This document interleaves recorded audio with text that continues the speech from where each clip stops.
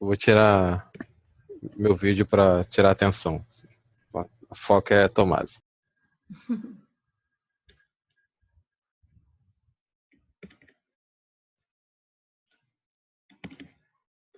Continua me ouvindo, né?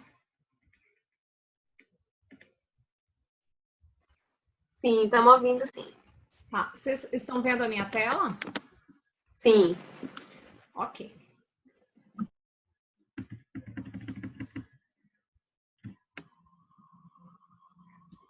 Muito bem, então vamos lá, apresentação do livro, né? Eu sou a Maria Tereza Tomásia, sou coach de realização profissional e sou da Avatar Coaching. O livro que eu vou falar é sobre Criatividade S.A., que é um livro escrito pelo diretor da Pixar e da Disney Animation. Eu, particularmente, gostei muito desse livro. Quando eu comecei, foi bem interessante, porque ele começa com uma parte mais técnica, falando de tecnologia, da época, enfim. E aí eu pensei, nossa, que livro que eu fui escolher. Uma chatice, né? Eu estava pronta para mudar de livro. E, na verdade, o que mais me prendeu a manter a leitura do livro foi porque ele foi presente do Miguel.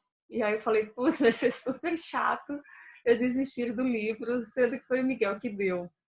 E aí eu persisti e também nem entendi, porque depois eu voltei no início do livro, depois que eu terminei, até para ver por que eu não tinha gostado. Eu acho que era até mais por conta do dia que eu estava, sei lá, estava focada talvez em outros assuntos, interessadas em outros assuntos.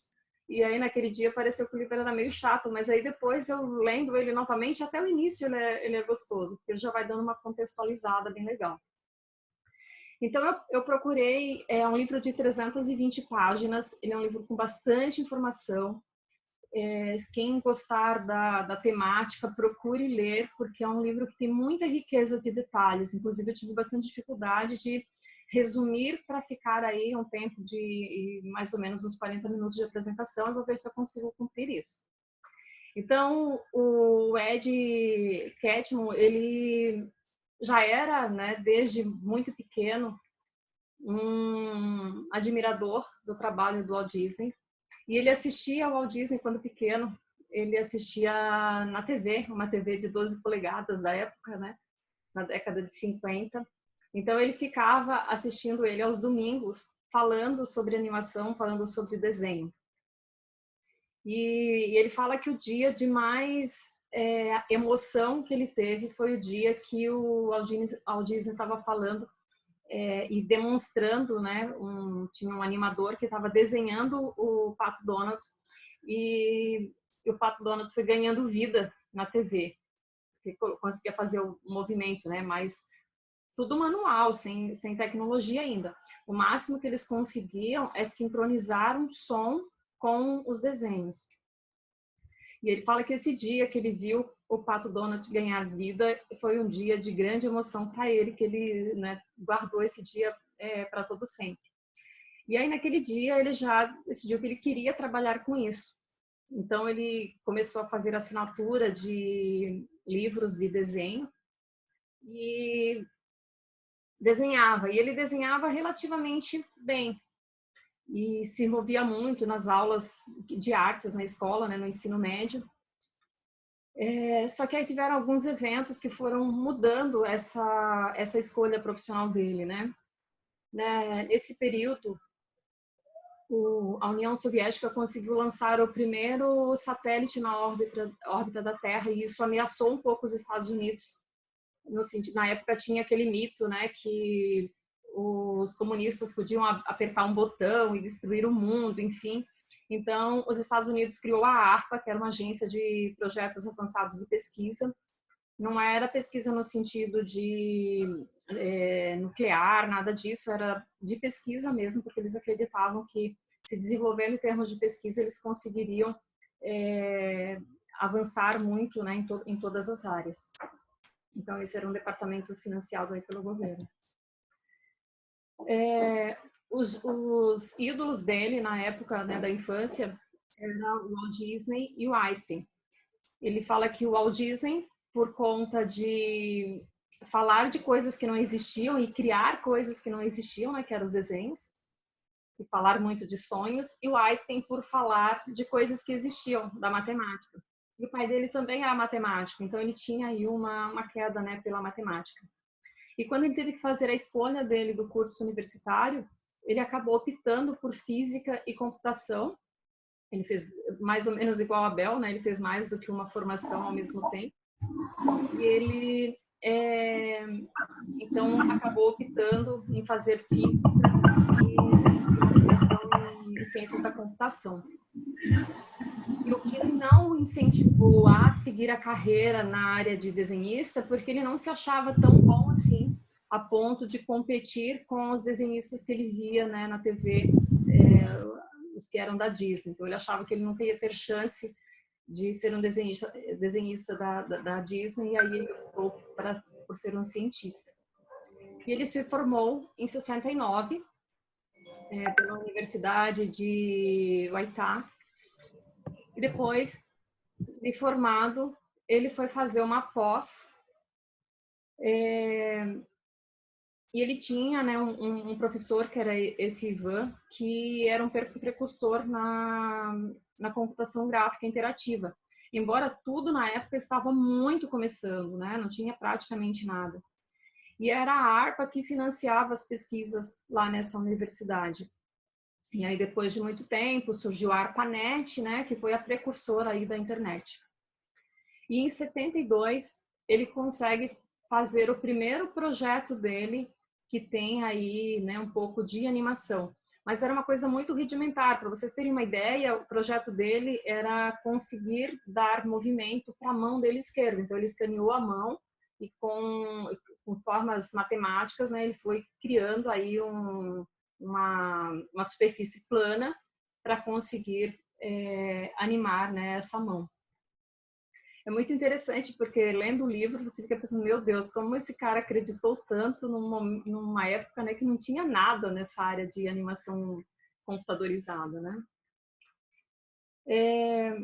Em 73, quando ele ainda estava na universidade, na pós-universidade, esse professor dele idealizou aí uma parceria com a Disney para ver se eles conseguiam trazer alguns escritores para eles trabalharem em conjunto, né? Fazer uma parceria com a Disney para trabalhar em conjunto. Só que a Disney se recusou. O máximo que eles ofereceram para ele foi um emprego, até chegaram a oferecer um emprego. E ele conta assim no livro os detalhes, sabe, da emoção dele de entrar porque ele foi representando a universidade, então dele entrar no campus, né, da Disney, tudo que ele sonhou uma vida inteira, que era trabalhar lá, enfim. E aí eles ofereceram para ele para trabalhar com projetos nos parques temáticos, né? Mas seria, pelo que eu entendi, era uma coisa mais voltada para mapear mesmo, né, como é que eu posso falar? A arquitetura, o espaço físico, né, da Disney. E ele se recusou. Embora sempre foi o sonho dele trabalhar lá, ele falou, não, isso aqui vai me desviar, né, vai desviar-me do caminho que eu quero, que é trabalhar com animação, e eu não vou ficar lá, né, desenhando mapa. É muito interessante ver, ele coloca, né, em um momento que, assim, ele, a princípio, né, quando ele escolheu a faculdade de física e computação, ele não imaginava que esses caminhos iam se cruzar, né, o interesse dele pela animação e pelo desenho com a profissão que ele escolheu. E acabaram sendo caminhos que foram se cruzando, né? Em 74, ele terminou o pós-doutorado e ele retomou aí criou, na verdade, né, uma meta que ele queria trabalhar definitivamente com computação gráfica. E aí ele foi fazer várias entrevistas, tanto em universidades quanto em estúdios, empresas, para trabalhar com a computação gráfica. Só que as pessoas não acreditavam, meio que zombavam dele, né, de achar que um dia ele ia conseguir fazer com que a computação gráfica atendesse aí essa demanda de animação. E aí foi quando ele foi entrevistado no New York Institute of Technology para ser líder de equipe. E lá ele foi aprovado, assim, porque ele já tinha alguns projetos engatinhando e aí acabaram contratando ele. Só que ele se sentiu bastante inseguro, porque uma das primeiras pessoas que ele contratou era um cara que era muito bom. E ele ficou super na dúvida se ele contratava ou não, né? E ele acabou arriscando de contratar, e ele fala que dali ele conseguiu tirar uma grande lição para a vida dele enquanto gestor, que é que você tem que contratar os melhores, né? Se você quer ser bom, você não pode temer contratar uma outra pessoa que seja melhor do que você. E aí ele falou que adotou essa postura para as outras contratações dele. Na época, esse cara inteligente aí, era esse... deixa eu ver onde é que está o nome dele. Elvi. Né? E na época, quem trabalhava com tecnologia guardava muito sigilo, não compartilhava nada. Ele fala que era semelhante à CIA, né? Era tudo muito guardado às 7 chaves. E ele e esse parceiro dele acabaram fazendo o contrário. Eles começaram a divulgar tudo que eles faziam. E por divulgar tudo que eles faziam, eles passaram a ser conhecidos. Então, eles acabaram, né, distribuindo conhecimento numa época em que não era nada favorável, mas eles usaram essa estratégia. Dá para ver aí que já é um cara bem à frente do seu tempo. Né? E em 77, a Lucasfilm lançou Guerra nas Estrelas. E no Guerra nas Estrelas já tinha alguns efeitos visuais, né, e sonoros. E aí, com isso, ele ficou interessado, mas não imaginava nem que ia conseguir ser contratado lá, até que o George Lucas chamou ele para uma entrevista, porque ele estava criando uma divisão de computadores, e ele foi para essa entrevista. Aqui tem uma outra sacada bem interessante, porque o George Lucas pergunta para ele, né, quem ele poderia considerar para esse lugar, né, essa vaga que ele estava concorrendo, que outras pessoas ele poderia entrevistar ou trazer para essa vaga. E ele, seguro, né, citou várias outras pessoas que ele conhecia que trabalhavam com tecnologia na época, e citou, né, sem receio. E depois, quando ele foi contratado, o George Lucas falou para ele que um dos diferenciais foi esse, porque os concorrentes dele, que haviam sido entrevistados, nenhum deles citou outra pessoa, falaram que não conheciam.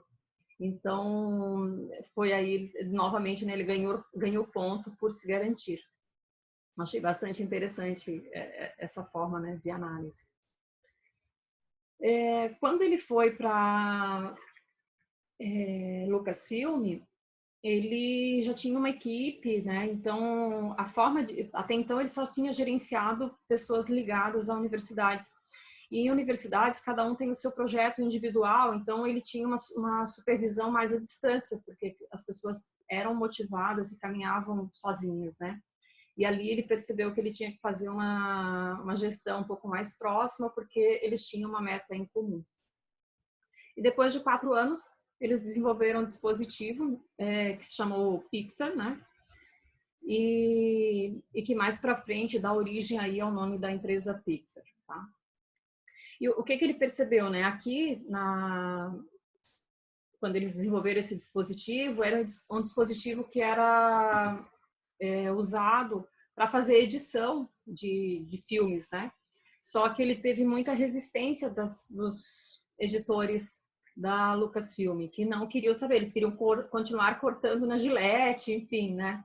E aí ele teve bastante resistência, o que impediu, né, de ele avançar nessa área. Com isso ele percebeu que não bastava ter boas ideias, mas que para ele ter sucesso ele precisava conquistar as pessoas. Aí na Lucasfilm ele fez uma visita na Disney, falando, né, novamente do projeto, enfim.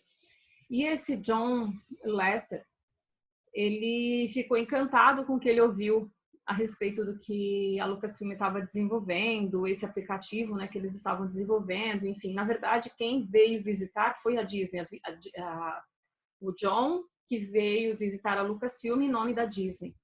E como ele ficou muito impressionado, e esse John ele já era um visionário na época, quando ele chegou lá, ele chegou com um monte de ideias, né? E na Disney, na época, só tinha os dinossauros lá, da época do Walt Disney ainda, e não estavam, achavam que o John ele era um louco, que ele era muito arrojado, que ele era muito à frente do seu tempo, e que aquilo não cabia. E aí acabaram demitindo ele, e ele foi contratado pela Lucasfilm. E ele foi um parceirão aí do Ed Catmull até o final, aí, até os dias de hoje, acredito, pelo menos até o término do filme, do livro, os dois estavam juntos ainda. Depois, o John, já na Lucasfilm, né, fez um curta-metragem de 2 minutos, foi em 84, que chamava-se André e o Alibi. Eles apresentaram numa feira de tecnologia na época, ele acabou tendo aí uns reconhecimentos com esse curta-metragem de 2 minutos, mas era uma coisa muito bizarra, assim, né? Eles acabaram colocando no cenário um momento que o personagem estava numa floresta, e nessa floresta tinha muitas folhas, e aí eles não conseguiam dar conta, né, de fazer a animação dessas folhas, enfim. Então eles tiveram um pouco de dificuldade na apresentação, só que como eles surpreenderam muito, eles acabaram, né, sendo reconhecidos. Em 86, a Pixar foi comprada pelo Steve Jobs.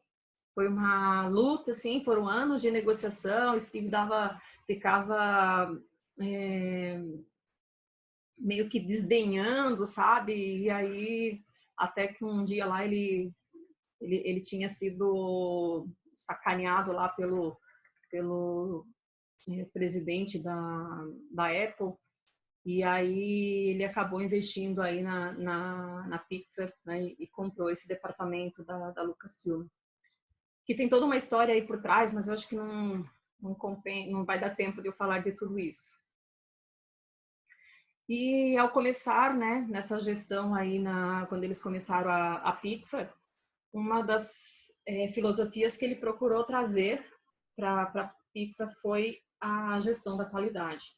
Ele se baseou aí na filosofia japonesa, que qualquer um podia ser responsável, né, de parar o processo, identificar o erro e corrigir o erro, enfim, e que o foco principal seria a qualidade, né, dos filmes que eles estavam fazendo. E aí ele colocou esse lema aqui, né, que não é preciso pedir permissão para assumir responsabilidade, né? Cada um tendo como meta fazer o melhor, poderia estar corrigindo e assumindo a responsabilidade no momento que se julgasse importante. Em 90 começou a focar numa parte mais criativa, né, a Pixar, porque no início eles ainda vendiam equipamentos, faziam alguns aplicativos, não, na época não era aplicativo, né, sei lá, alguns programas de computador voltados para essa área de filmes, mas eram coisas bem simples ainda. E aí eles começaram a investir numa parte mais criativa, fazendo comerciais para goma de mascar. Em 91, e aí todo esse período aí, eu acho que foram mais de 5 anos que a empresa estava no vermelho, o Steve Jobs ficava colocando dinheiro do próprio bolso na empresa para manter a empresa funcionando. E aí o Steve Jobs resolveu colocar a empresa à venda. E um dos interessados foi a Microsoft. Só que a Microsoft ofereceu 90 milhões. E quando a Microsoft ofereceu 90 milhões, que na época era um dinheiro super legal, e aí o Ed fala assim que ele não tinha entendido porque ele não tinha aceitado esses 90 milhões, ele fez uma contraproposta de 120 milhões, porque ele sabia que a Microsoft não ia pagar tudo isso. Só que foi uma jogada para isso circular no mercado e valorizar a Pixar, né? O tio Steve não dava ponto sem nó. E funcionou, porque a partir daí a Pixar foi crescendo, né? E ele acabou não vendendo, enfim. Ele fala que no início foi bastante difícil trabalhar com o Steve, porque ele era uma pessoa bastante crítica e chegava às vezes até a ser grosseiro, né, em algumas intervenções. E diz que ele dava umas humilhadas mesmo, assim, quando se ia apresentar uma ideia, a ponto de se deixar sem jeito. Mas depois, mais para o final do livro, ele fala assim da admiração dele pelo Steve, o quanto que o Steve Jobs melhorou, né, ao longo da vida. Em 91, a Disney, vendo que eles estavam, né, que a Pixar estava crescendo, enfim, e a Disney estava em maus lençóis na época, não estava produzindo mais nada legal, eles resolveram fazer uma parceria com a Pixar e contrataram aí, foram 3 filmes, onde eles iriam fazer um investimento financeiro, né? Só que quem ficaria com os direitos de imagem e distribuição seria a própria Disney. A Disney, na verdade, queria mais do que isso, né? Queria ficar detentora da tecnologia deles, mas aí o Steve deu um chega pra lá neles e acabou negociando aí a produção desses 3 filmes. E até aquele momento, né, a única coisa que eles tinham produzido que era um curta-metragem de 5 minutos.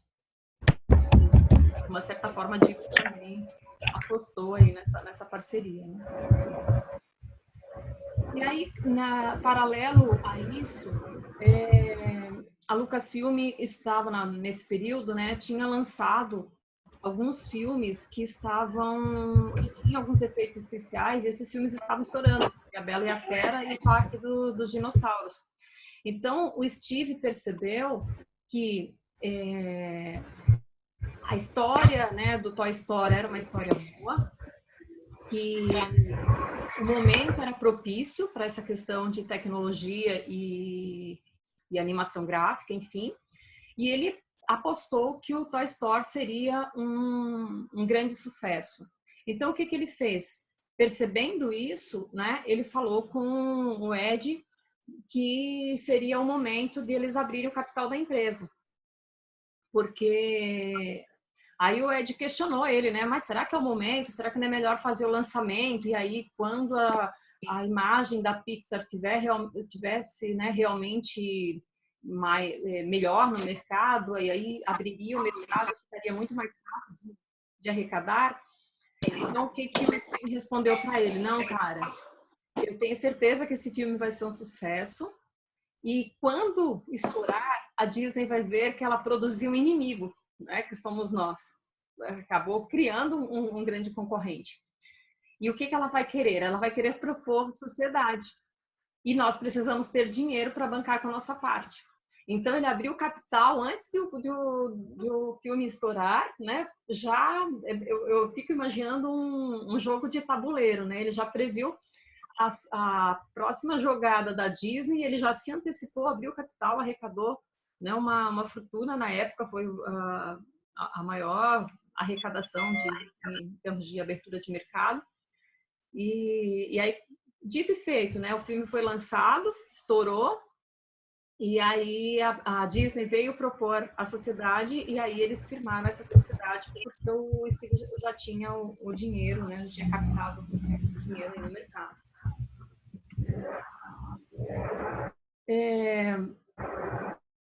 Com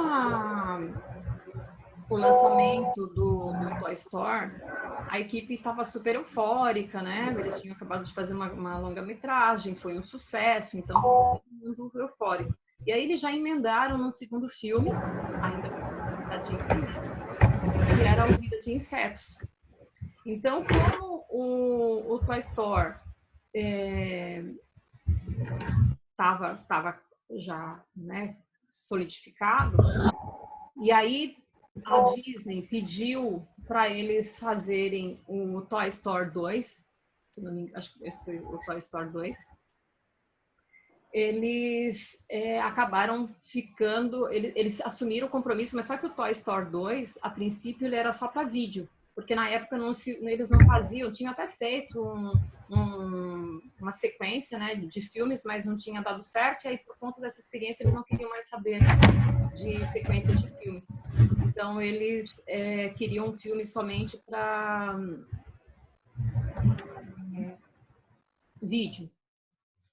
A princípio eles relutaram um pouco porque a qualidade do filme vídeo ele era menor do que o vídeo a cinema, mas aí eles acabaram aceitando, né, esse desafio. O que não deu certo, assim, porque como eles tinham uma cultura de muita qualidade, eles perceberam que a equipe não estava interessada em fazer esse trabalho com qualidade. E aí eles acabaram renegociando isso com a Disney e fazendo o Toy Story 2 para teatro. Só que o que eles perceberam? Que mesmo... Estou me perdendo aqui no que eu coloquei aqui, eu já estou indo pela minha cabeça, só um pouquinho. Eu acho que eu pulei um aqui, sei lá. Vou aqui, vou pela minha cabeça. Só gente chegando na minha casa. Estou escutando a campainha aí no Zoom.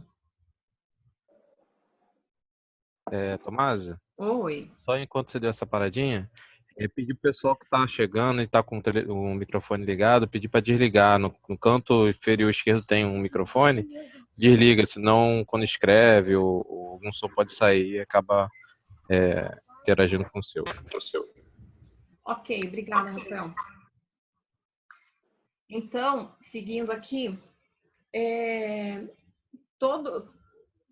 eles acabaram tendo uma série de problemas, porque quando terminou o John, ele acabou mais focado no Vida de Insetos. E tinha uma outra equipe que estava gerenciando aí, dirigindo, né, o Toy Story 2. Mas ainda antes eles tiveram um problema com o próprio Toy Story. Porque o que eles perceberam? Quando terminou o filme, agora eu acho que eu retomei o gancho.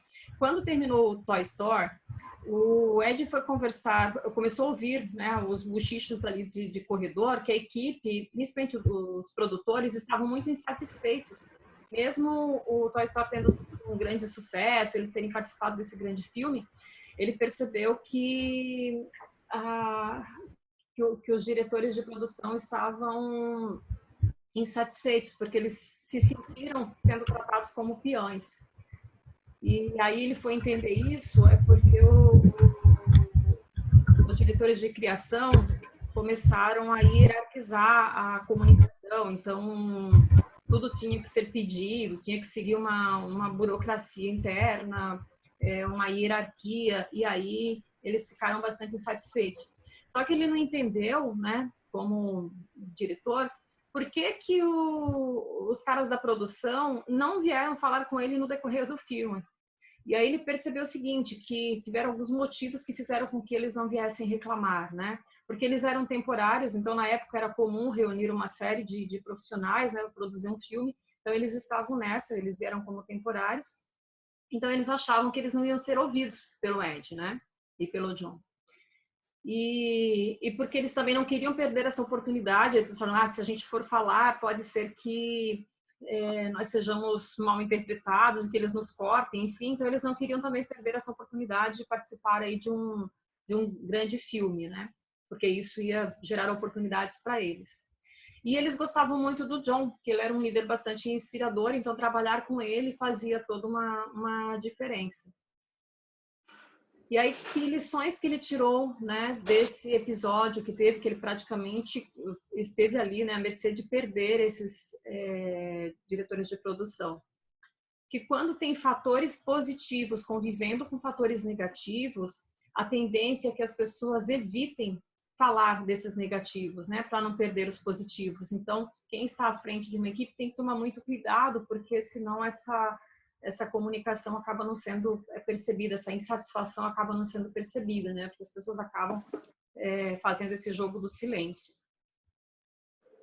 E quando você tem esse tipo de forças contrárias aí dentro de uma empresa e você não corrige isso, há uma grande tendência de você quebrar por isso, né? E ele percebeu que mesmo ele tendo toda uma intenção de foco em pessoas, por essa desatenção dele, né, quase que ele faz exatamente o contrário do que ele tinha como intenção, como valor da empresa, que era se preocupar com as pessoas. A partir daí, ele começou a estar mais presente na equipe, entrar mais nas salas, conversar mais. Ele adotou uma comunicação mais horizontal, então as pessoas podiam falar com todos podiam falar com todos e não precisava seguir aquela hierarquia, né? Então horizontalizou um pouco mais a comunicação. E aí sim que entra o que eu tinha antecipado, né? Que ao término de vida de insetos, né, os gerentes de produção já eram vistos diferentes, então aí já começou a ter uma relação bem mais próxima. Ele sempre bateu muito na tecla nesse livro de a gente se preocupar em ver as coisas que são ocultas, porque ele percebia que até mesmo as grandes empresas, e grandes, pequenas, enfim, que já tinham dado certo, muitas tinham quebrado, né, por não se preocuparem com esses problemas ocultos, inclusive no Vale do Silício. E ele sempre questionou, né, assim, depois de cada projeto, se foi sorte que aquele projeto deu certo, que aquele filme deu certo, o que eles podiam fazer, né, para aprender lições de coisas que aconteceram no filme, o que iria acontecer com o nosso ego se a gente continuasse a ter sucesso, então se isso não poderia ser uma força contrária, né, uma cilada, então tinha que tomar cuidado com isso. Então ele era um cara, ele é um cara bastante questionador e bastante atento a todo o ambiente, né, em que ele está, porque ele sempre pensa que pode ter alguma coisa, não, ele não é persecutório, ele é atento mesmo, tá? Não é o cara que acha que tudo vai dar errado, mas ele sabe que tem muitas variáveis envolvidas que têm que ser olhadas.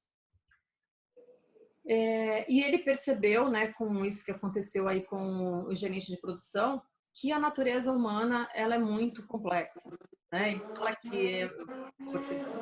fala que a natureza humana é mais complexa que a lei da relatividade. Não discordo dele, acho que é bem verdade, né?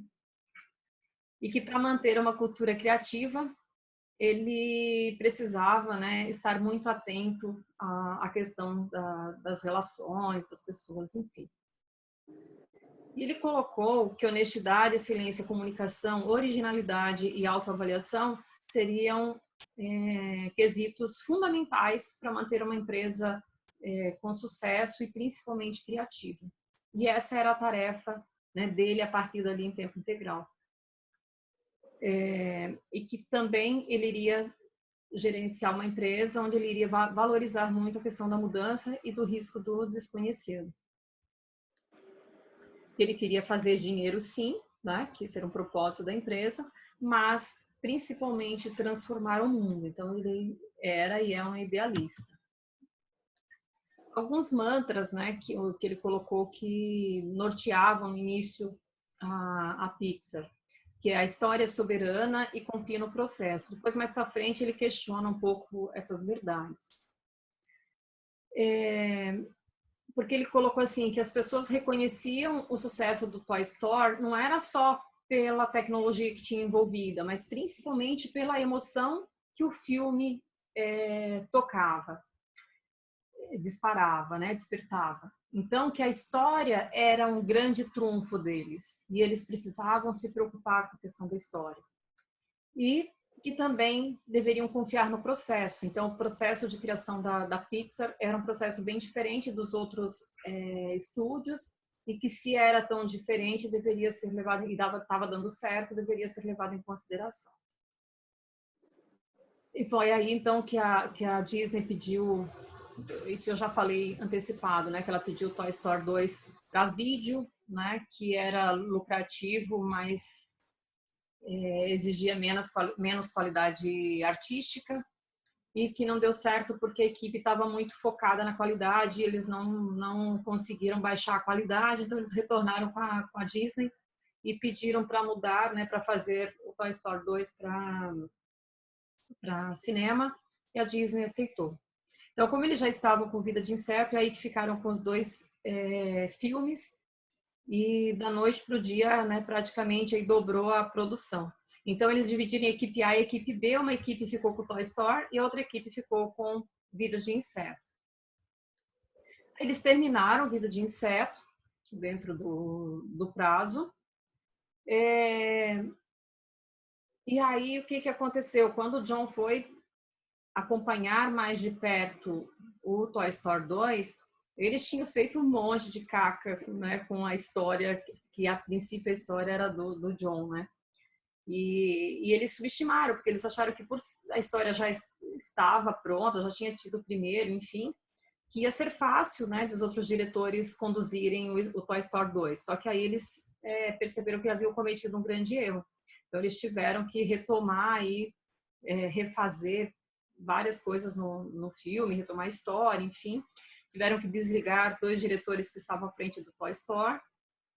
E aí eles falaram que a lição aprendida foi que colocar pessoas despreparadas, né, no projeto é sempre um grande risco. E que mesmo as ideias sendo boas, se as pessoas são erradas, elas podem estragar as ideias.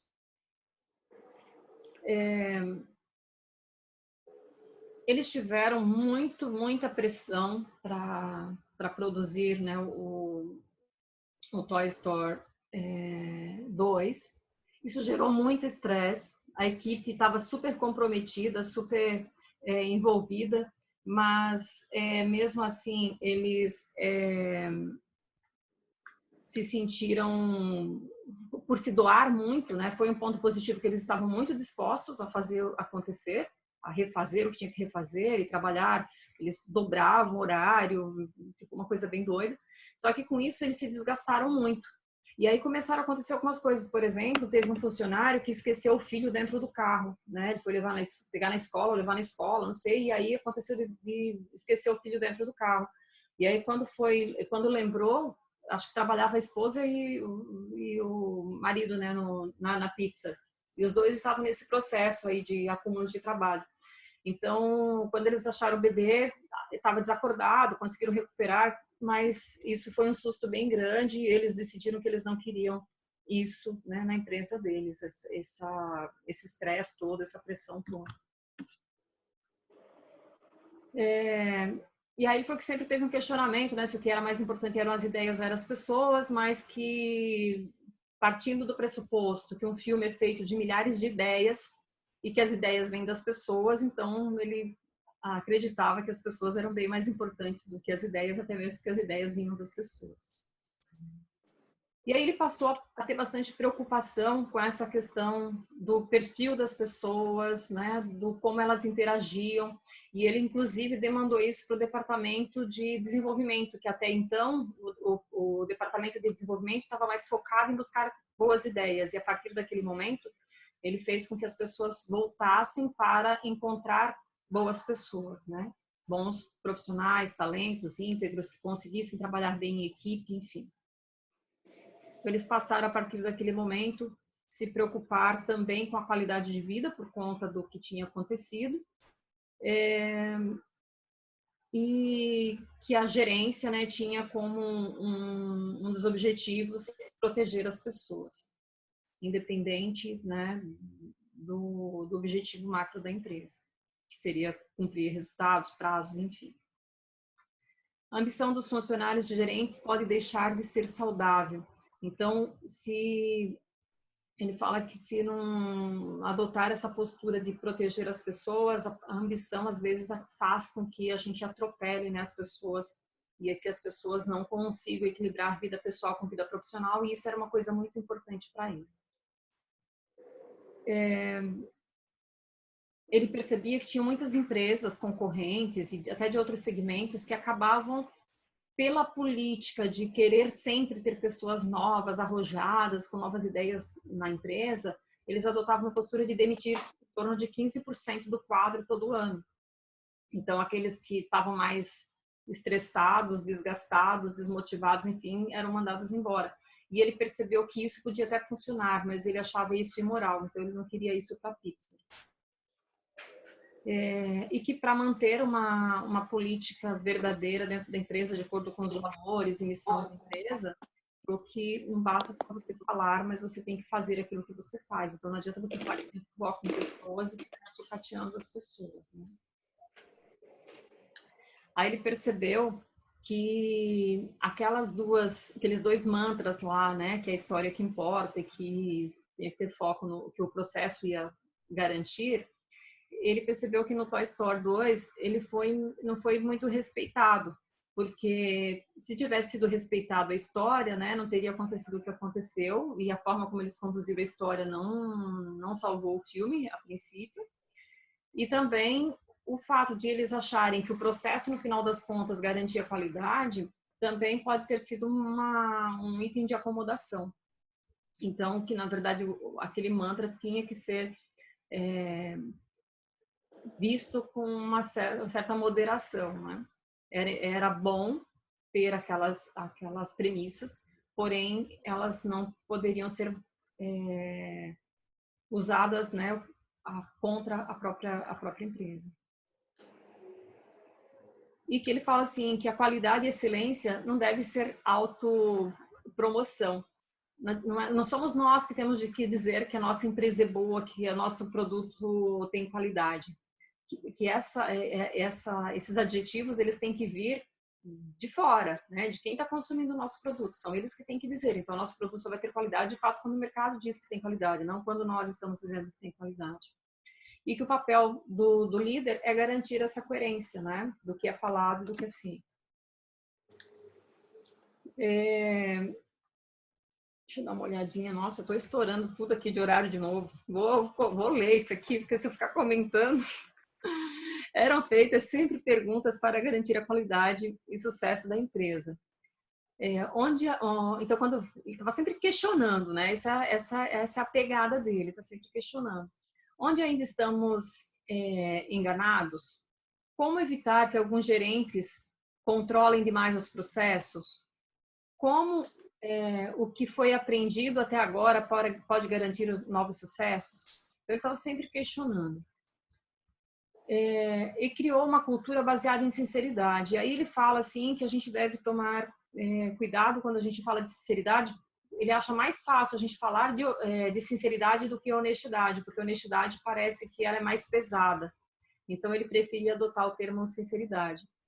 E o quanto que ser sincero numa empresa, em todas as empresas, mas né, para construir qualquer ambiente sadio, mas principalmente num ambiente de criação, o quanto que é fundamental as pessoas serem sinceras nos seus feedbacks, falar de fato o que estão pensando. Só que ele coloca que é muito difícil as pessoas serem sinceras, porque elas têm medo, né? Medo de não ser bem interpretadas, medo de não ser ouvidas, medo de fazer papel de idiota. Então, muitas vezes, as pessoas estão querendo dar um feedback e não dão por medo. E, na verdade, não é uma. De repente, está todo mundo na sala tendo a mesma visão e acabam não dando feedback. Ou dando uma sugestão, né, de como melhorar um processo, enfim. Então, ele sempre pregou muito por essa questão da qualidade dentro da empresa.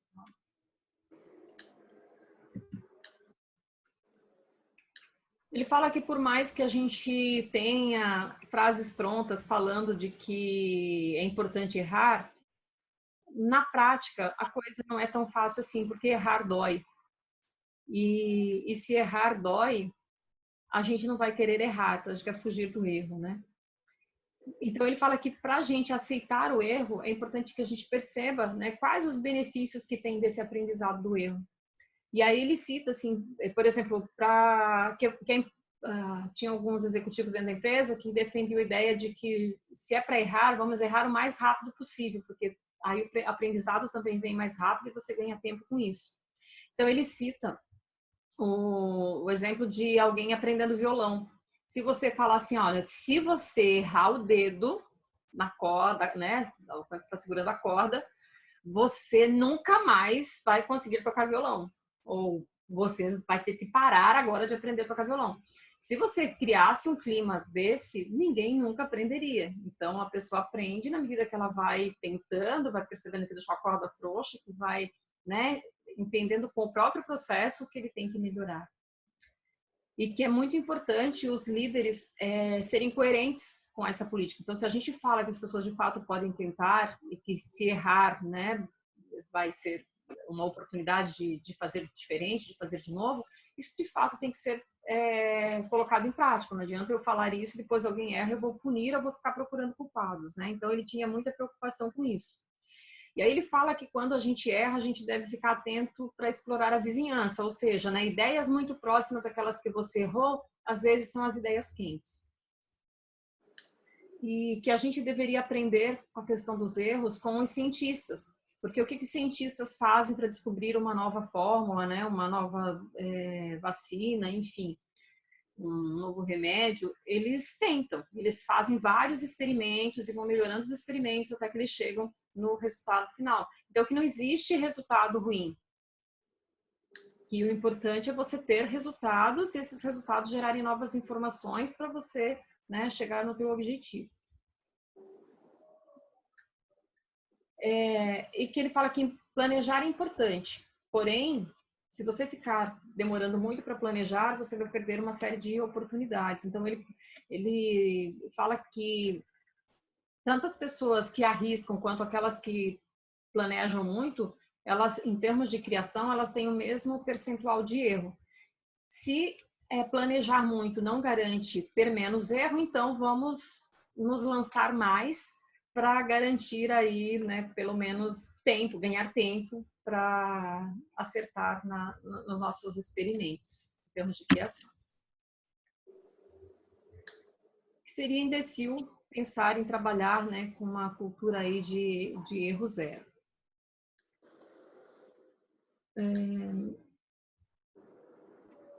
E como ele faz um questionamento, né? Como saber quando a gente não está errando a mão ou está errando demais?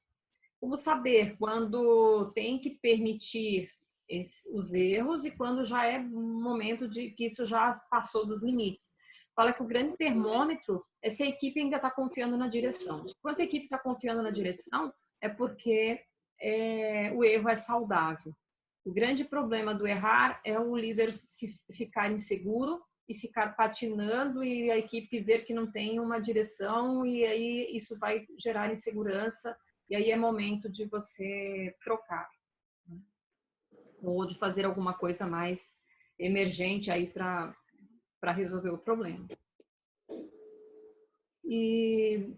E aí ele coloca alguns aprendizados que eles tiveram com alguns fracassos, né? Então, por exemplo, nesse caso do Toy Story 2, que um dos erros deles foi não treinar os gerentes novatos. Então, como eles acreditaram que os caras tinham potencial e tinham já uma certa experiência em outras empresas, eles resolveram apostar nos caras e deixaram eles seguir aí com o filme.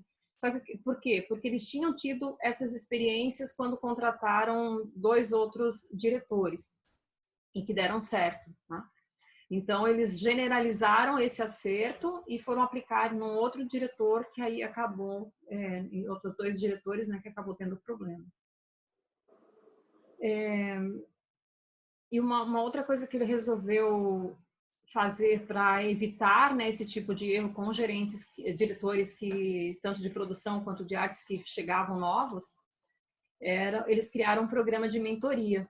Então, assim como os 2 primeiros diretores que eles contrataram que deu certo, ficaram mais próximos do John e dele, então esses novos também passariam a colar, né, um pouco mais, ficaram um pouco mais próximos aí dos diretores já experientes. Então, esse programa de mentoria foi um programa que ajudou bastante a manter a qualidade dos filmes da Pixar.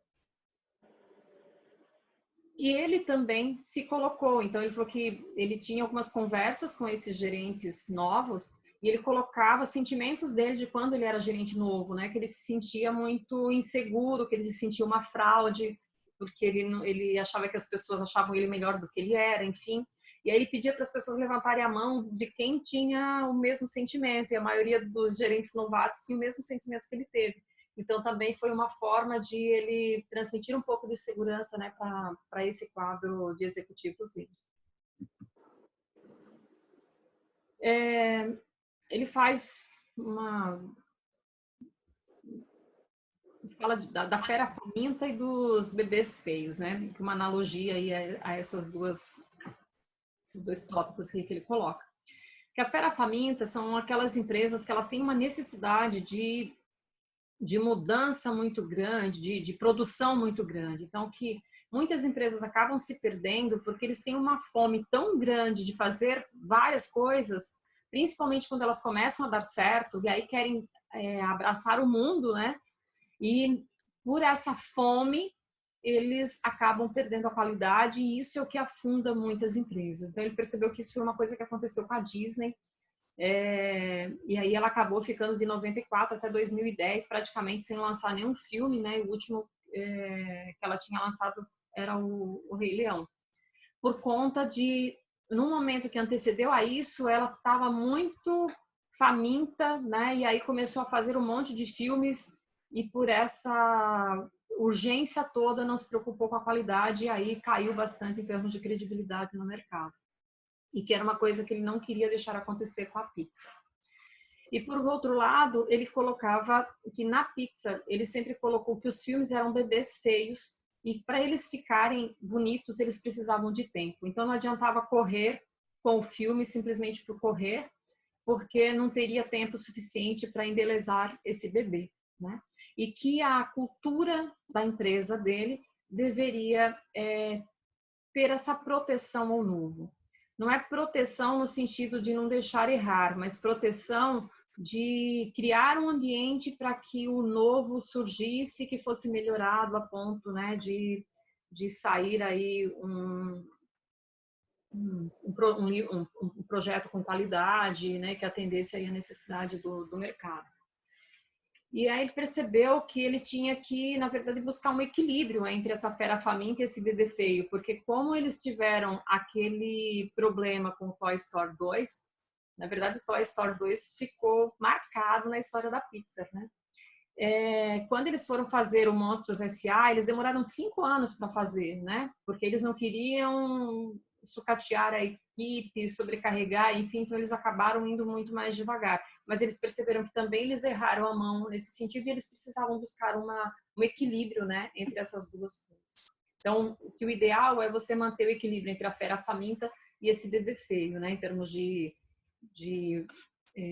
ritmo, em termos de necessidade de fazer projetos novos, de abraçar novos desafios, enfim. Então, que tem que ter um equilíbrio, porque senão você acaba se atropelando e se perdendo aí, né, em termos de desenvolvimento, criando uma expectativa maior do que você pode corresponder. Esse equilíbrio interno, né? Então, cada setor vê seus interesses, e que é muito, muito comum, né, numa empresa, por conta de cada setor ter um interesse diferente, perder esse equilíbrio. Então, que o papel de um dirigente, ele está muito preocupado com isso, porque quando um dos setores vence, ele fala que a empresa perde. E aí ele cita, né, alguns exemplos. Então, por exemplo, o escritor e diretor tem interesse de contar uma história de maior efeito. Já o designer está preocupado com um filme belo. O diretor técnico com efeitos impecáveis. A área de finanças em manter o orçamento. O pessoal de produtos ter o personagem para transformar em brinquedo. Então, cada um defende aí o seu peixe, né? E que isso é muito perigoso, porque todos têm que ter uma meta em comum, que é a da empresa. Então, se no caso da Pixar, a grande meta deles era manter produtos originais e com qualidade, que isso deveria estar acima de tudo, e que aí todos esses setores deveriam olhar primeiramente para isso e se respeitar e manter o equilíbrio para não virar uma guerra interna, e aí quem perde é a própria empresa, a própria meta macro, né, que seria a originalidade e a qualidade. Aqui ele coloca, né, sobre o programa de estágio da Pixar, que é um exemplo de proteção ao novo que ele fez enquanto diretor. Então, como eles tinham aí uma meta de reduzir orçamento, de reduzir tempo, enfim, dentro do projeto de um filme, ele queria trazer estagiários, mas ele sabia que se ele propusesse para os diretores trazer os estagiários e esse custo ir para eles, eles iam resistir a essa novidade, porque eles iam falar, o estagiário ainda é improdutivo, então eu prefiro gastar essa verba contratando alguém que já tem experiência. Então, o que ele fez para proteger essa ideia nova do estágio? Ele assumiu o custo, né? Colocou essa verba do estagiário como uma despesa corporativa para que os diretores aceitassem. Então, aí todo mundo aceitou o estagiário, o programa de estágio. E aí, como o programa de estágio deu muito certo, os estagiários eram super sedentos por aprender, por contribuir, enfim. De 8 estagiários que eles contrataram a princípio, 7 voltaram para a empresa depois para serem contratados. E aí, depois disso, os diretores passaram a assumir o custo sem problema, porque viram que foi uma ideia que deu certo, né? Então, no último programa de estágio deles, eles tinham 10 mil candidatos para 100 vagas. Então, foi uma coisa que deu super certo. Então, aqui está um exemplo, né, do que ele fala de proteger o novo. Ele coloca algumas coisas, a importância, né, de a gente aceitar a mudança e que também muitos fatos dentro da questão de mudança, elas são aleatórias.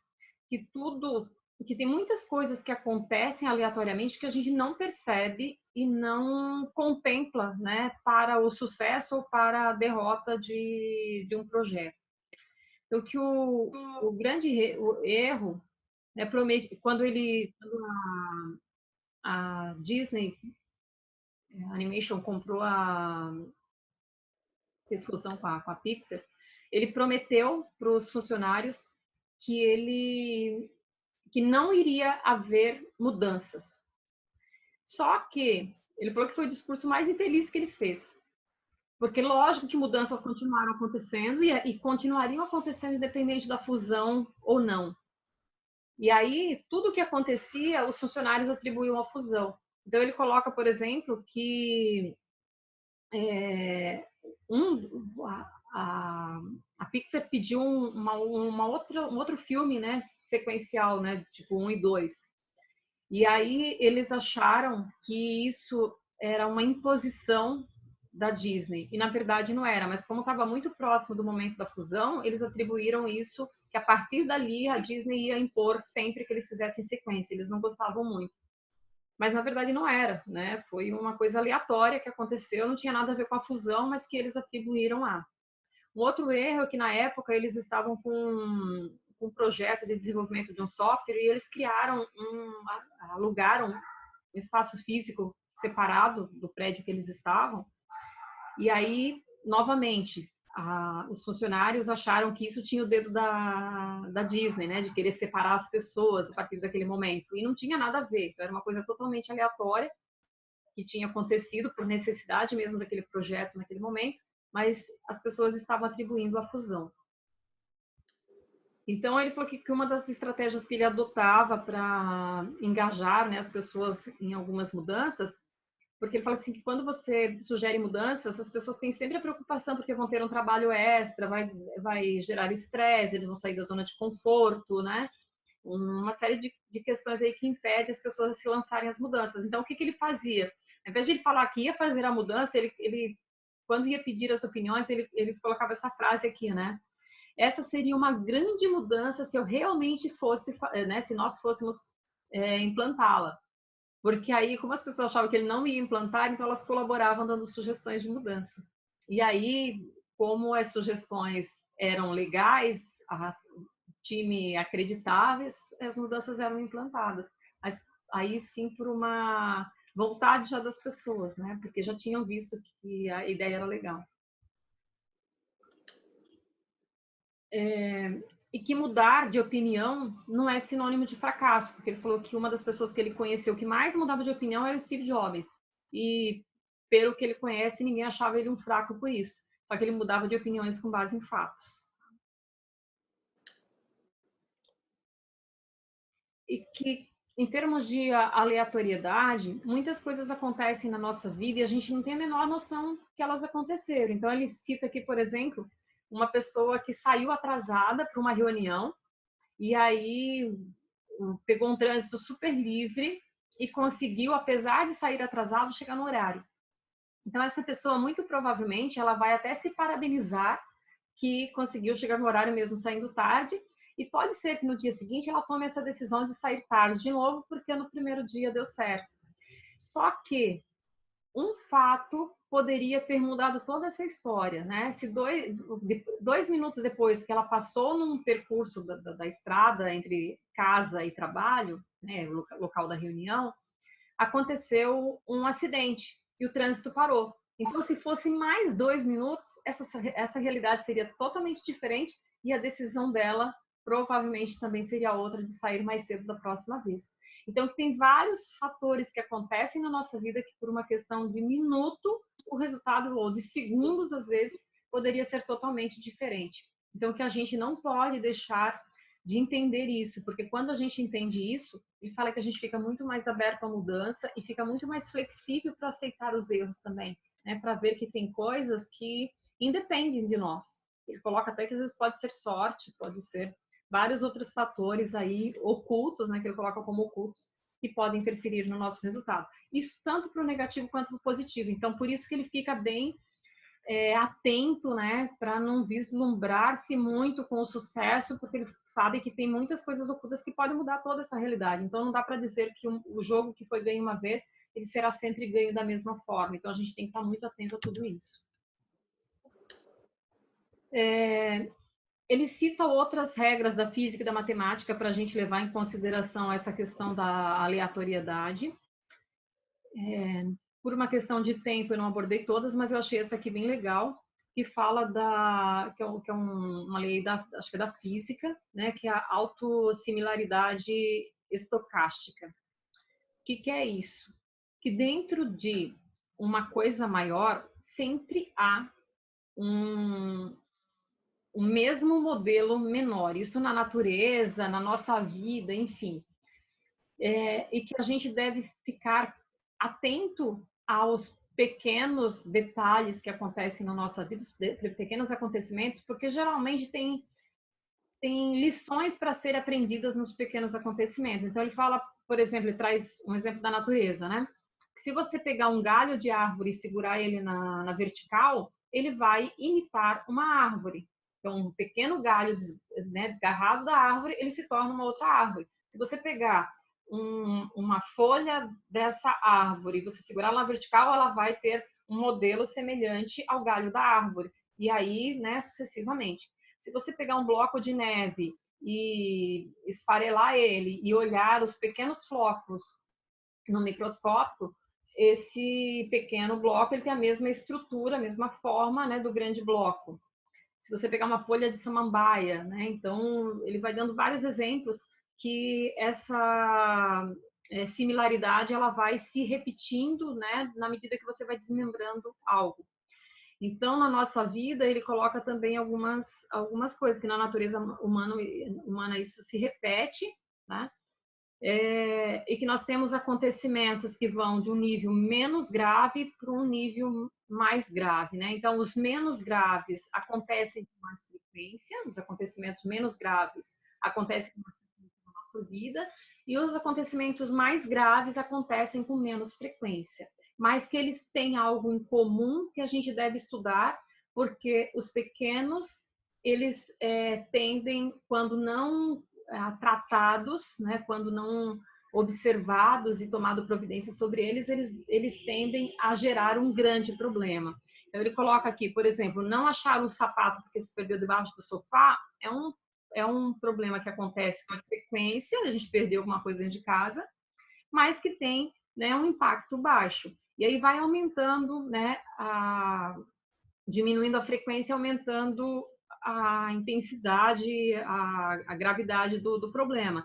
Então, por exemplo, torcer um tornozelo já é menos frequente do que perder algo dentro de casa, né? E que já tem uma gravidade maior.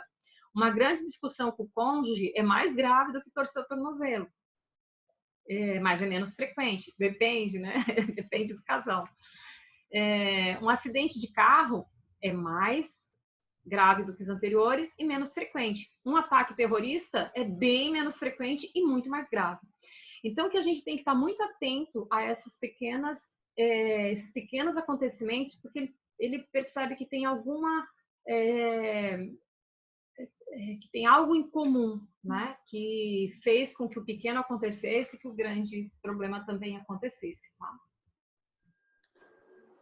Aí ele coloca, eu coloquei aqui do outro lado, né? Problemas pequenos são os grandes em formação, né? Não podemos negligenciar os problemas pequenos, neles geralmente tem algo em comum.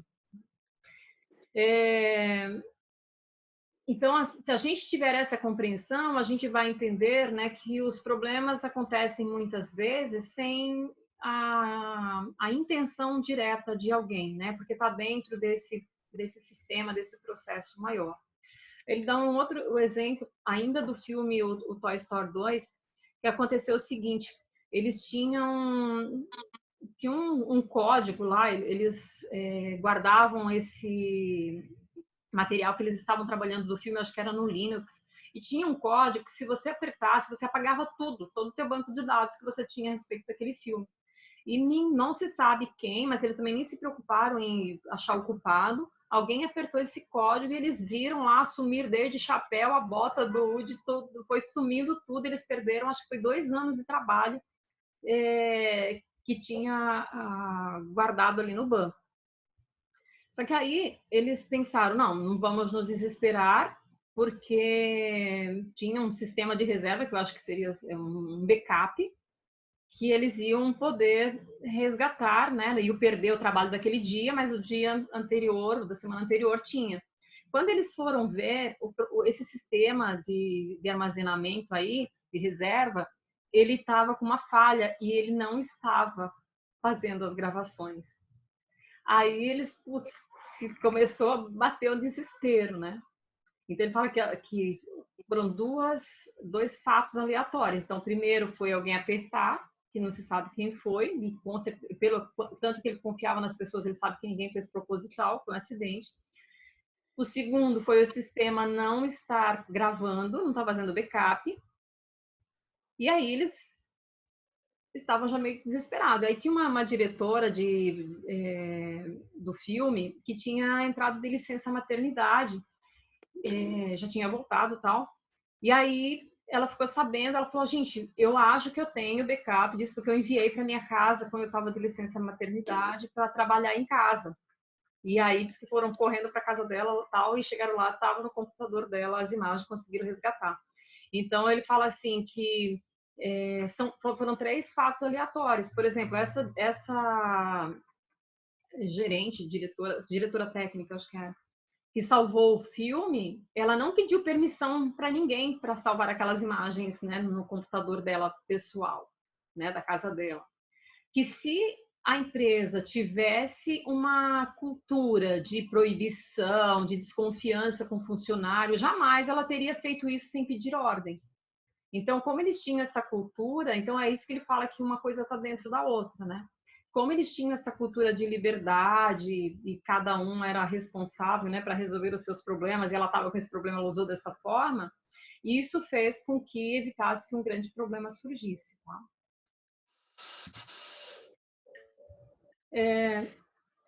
Ele fala que se assumir que não há problemas, esse pode ser o maior problema. Temos que aguçar nossa percepção para ver além dos fatos concretos, porque a nossa percepção ela é muito falha. Então, aquilo que a gente percebe nem sempre é de fato a realidade concreta, né? A gente acaba distorcendo muito. E então, quem entende isso, né, está preparado para ser um líder. Quem acha que sabe tudo, que tem todas as informações, é um líder que é suspeito, né, de estar fazendo um bom trabalho.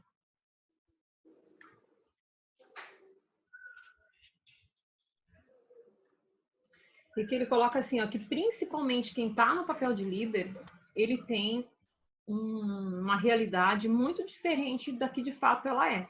Porque quando você é promovido, as pessoas começam a te tratar diferente. Então, se você é o líder de uma equipe, a equipe não vai ter a mesma liberdade, por mais que você dê essa liberdade de falar para você o que falaria para um colega de trabalho. Então, você nunca está sabendo exatamente de tudo que está acontecendo. Então, você já tem que estar consciente disso.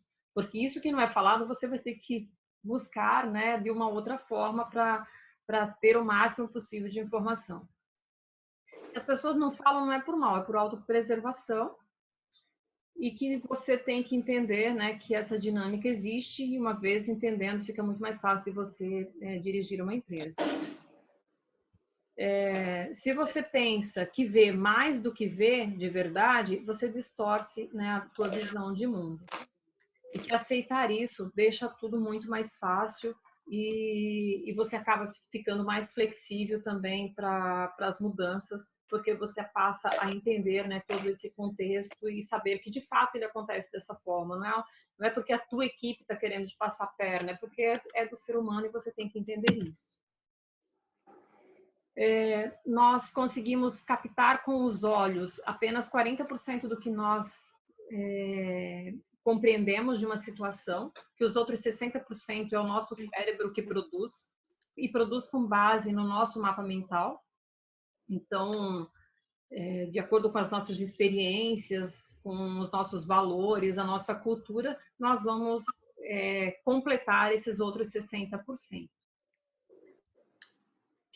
Por conta disso, né, o passado ele deve ser o nosso professor, mas não o nosso senhor. Então a gente tem que sempre questionar, por mais que a gente teve uma experiência negativa de repente com alguém, de não generalizar isso, porque isso é só uma referência, não é uma verdade, não deve ser generalizado.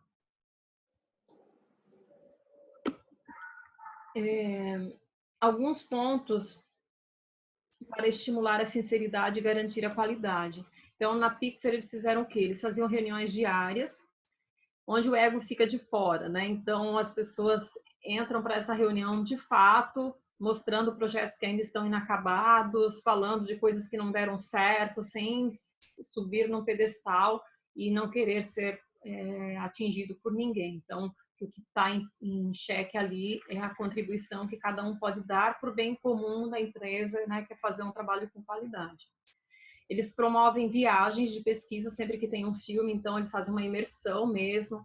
No Monstros S.A., por exemplo, eles foram conhecer várias universidades antigas, almoçar nos lugares que os próprios estudantes iam, conhecer as fraternidades, levar um pouco da vida do estudante para procurar, né, entender o máximo possível do universo do filme. Eles têm uma preocupação muito grande com detalhe, os mínimos detalhes, coisas que às vezes um objeto que vai cair no filme, né, nem aparece o outro lado, mas eles têm toda uma preocupação com o mínimo detalhe da qualidade. Quando eles assumiram a Disney, né, porque depois teve uma fusão, a Disney Animation, eles tiraram a supervisão, que era tinha uma equipe lá que ficava muito em cima, fiscalizando orçamento, fiscalizando tudo, né? E isso mais gerava pressão do que ajudava, então eles tiraram esse papel. Manter a equipe técnica a par das necessidades da equipe, então eles trazem muito, né, o pessoal que desenvolve software, que desenvolve algumas tecnologias, para junto da equipe de artes, para que eles entendam, né, a necessidade para criar recursos técnicos adequados à necessidade da equipe de artes.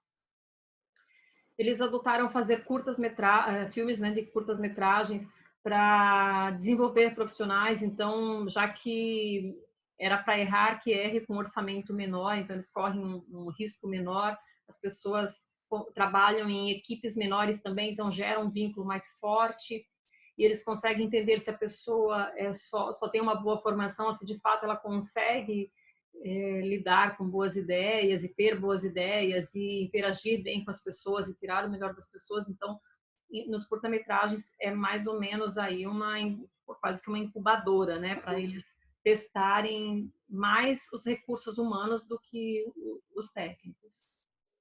E se der errado, eles vão ter um prejuízo sim, mas não é uma coisa que vai comprometer aí a saúde financeira da empresa. Eles trouxeram também aulas de desenho para a maioria dos funcionários, para procurar desenvolver mais o lado direito do cérebro e para perceber detalhes que muitas vezes passam despercebido. Então, com o desenho, né, você passa a ficar atento a pequenos detalhes para você poder desenhar. Então, é uma forma de treinar o cérebro para isso. Eles têm reuniões após o término de um projeto para entender as coisas boas e as coisas ruins que aconteceram, como eles podem gerenciar isso da próxima vez. ele coloca que uma criança não tem outra opção a não ser aceitar o novo, porque ela não tem um arsenal, né, interno para comparar. Então, a única opção que ela tem é se lançar para o novo para aprender. E que nós devemos pegar um pouco disso da criança, né? Quanto mais a gente tiver essa vontade de buscar o novo e se prender menos ao passado, né, achando que a gente já sabe tudo, mais vantagens nós vamos ter, principalmente nesse campo criativo. E que um dos erros dos empresários de sucesso é que eles perdem esse cérebro de aprendiz. Então, por eles terem sucesso, eles acham que eles descobriram a fórmula do sucesso e eles se fecham para outras coisas novas e ficam muito ali repetindo a mesma coisa. Aí que muitas vezes a empresa quebra. Que aqui nesse terceiro parágrafo, né? Deixam de lado a mente de criadores porque acham que já descobriram o que fazer. Eles criaram a Universidade Pixar. Essa universidade tem vários cursos e o objetivo é melhorar a comunicação, porque eles estão no ambiente fora do trabalho, não tem hierarquia, então tem uma proximidade maior. Tem uma série de vantagens, né? As pessoas estarem aprendendo coisas diferentes das suas áreas, isso vai estimulando parte do cérebro que eles não usam geralmente no trabalho.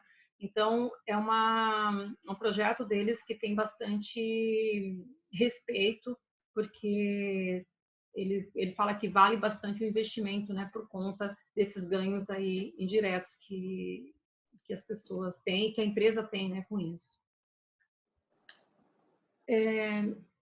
Quando a Disney comprou a Pixar em 2006, a princípio ele resistiu bastante, né, quando o Steve Jobs veio com essa ideia, até mesmo porque eles tinham tido uma experiência um pouco desagradável quando eles eram parceiros da Disney. A Disney deu foi um diretor que tinha lá que era meio mau caráter e passou a perna neles aí sem pedir permissão, enfim, terceirizou uma parte que eram eles que faziam.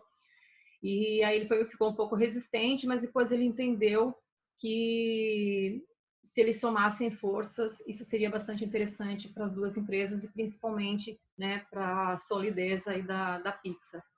E aí tinha na época um diretor, um CEO novo na Disney, e ele gostou dele e tal, então ele acabou comprando a ideia. E quando ele chegou na Disney, a Disney tinha um ambiente extremamente aversivo à criatividade. Trabalhavam muito com a punição. Ele coloca que o primeiro dia que ele foi lá, a mesa das pessoas estava tudo linda, limpinha, né? Não tinha um objeto pessoal nas mesas. E aí ele falou isso pro diretor, né? Porque que eles não permitiam que tivesse um ambiente mais personalizado, né? Com objetos pessoais, enfim. Aí ele falou assim: não, mas a mesa tá tão limpinha assim porque eu pedi para engavetar tudo porque você ia nos visitar. Embora não era personalizado, mas ele pediu para ficar mais sério do que ainda era, né? Então tinha uma coisa muito assim um ambiente aversivo à criatividade, tinha muita punição. A Disney estava num ambiente bem complicado. Então ele fez grandes mudanças, principalmente trazendo um pouco, né, dos valores dele que estavam muito impregnados na Pixar, ainda que eles respeitaram o tempo inteiro a autonomia das duas empresas. Então, a Disney continuou produzindo os filmes e a Pixar também independentes, e por mais que eles estivessem atropelados em termos de prazo, ele não permitia que um ajudasse o outro, tá? E ele procurou, na fusão, garantir todos os direitos dos profissionais da Pixar para que nada fosse... Ele tinha muito medo, né, que a Disney iria impor a sua cultura à Pixar. Então, ele fez um monte, em termos de contrato mesmo, garantiu um monte de direitos aí para manter o status quo. Não era bem o status quo, porque ele continuava mudando, né? Mas os direitos garantidos já dos funcionários da Pixar. E ele conseguiu, né? Na Pixar tem o banco de cérebros, que é uma reunião com algumas pessoas, diretores, né, de várias áreas, enfim. Eles fazem isso a cada 2 meses, rodam tudo que foi construído do filme, e aí eles dão várias ideias, melhora o que tem que melhorar, enfim. E os diretores aceitam muito isso, porque lá eles têm muito essa coisa da sinceridade, e ele trouxe isso para a Disney também, e na Disney chama Banco de Histórias, que no início foi bem truncado, porque ninguém dava ideias, porque tinha esse clima punitivo, e que depois, com o tempo, a coisa foi fluindo, eles foram fazendo, né, visitas à Pixar, entendendo como que a coisa acontecia, e aí ele conseguiu trazer um clima mais descontraído e restabelecer aí essa confiança nos funcionários da Disney. Em 2000, a venda foi em 2006, em 2009 eles já conseguiram produzir o Bolt, né, que foi um filme indicado para o Oscar, e aí a partir daí a Disney Animation deslanchou novamente. Então ele percebeu que ele conseguiu testar o que ele tinha implantado na Pixar para o ambiente da Disney também. Então ele, digamos assim, ele validou, né, o que ele tinha criado. Como eles cresceram muito, essa aqui é a última transparência, tá, gente? Como eles cresceram muito, quando ele percebeu lá, acho que foi em 2010, 2011, 2010, a Pixar ter crescido muito e ele e o John ter se distanciado um pouco da Pixar para dar atenção para a Disney, ele percebeu que o clima lá não estava muito legal, que as pessoas já não estavam praticando tanto a sinceridade, o clima estava um pouco estranho. E aí eles fizeram o Dia da Observação, que foi uma grande campanha que fizeram interna, onde todo mundo deu sugestões de como melhorar e como resgatar, né, alguns valores da Pixar, e foi um sucesso esse dia. E ele fala um pouco no final do livro sobre o que eles conheceram do Steve. Então, diz que no início o Steve era um cara super novo, um riquinho, então ele era arrogante, prepotente, enfim, mas que com o passar dos anos ele se tornou um grande amigo, um cara que respeitava muito eles pela paixão que eles tinham no negócio, né, de animação, e por isso até que ele salvou tantas vezes a empresa com dinheiro próprio, porque ele acreditava muito na paixão do Ed e do John. E então ele coloca assim que ele dava muita liberdade para ele na gestão dele, ele ouvia, então ele passou a ser um grande parceiro, e que quando Steve morreu em 2011, as pessoas se emocionaram muito, sofreram muito com a perda dele, enfim. Eles fizeram um prédio, né, que tem o nome do Steve Jobs, e lá foi feita uma homenagem, né, depois da morte dele, que foi uma choradeira, e que inclusive, né, eu até coloco aqui, né, que eu também acabei chorando. Foi um livro que me surpreendeu muito, eu chorei muito no final do livro, porque eu acho muito lindo tudo que ele viveu uma grande paixão profissional e tudo que ele construiu. Na verdade, eu como profissional de recursos humanos, que fui durante muito tempo, era o que eu queria, né? Era um gestor que eu queria ter nas empresas que eu trabalhava, essa visão de gestão de pessoas, de respeito às pessoas, de uma cultura sadia, sabe, em termos de gestão de pessoas. E ele conseguiu um grande feito, que foi conciliar o progresso da empresa com a parte de respeitar as pessoas, né? E aí eu coloquei aqui no final, né, que eu fico feliz de quem pode viver uma grande paixão como ele viveu, usando seus talentos, seus valores e cumprir a sua missão de vida. É isso. Será que vocês estão aí ainda? Sim. Estamos, claro.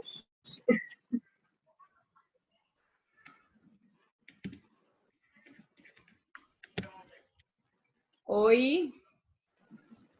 Oi.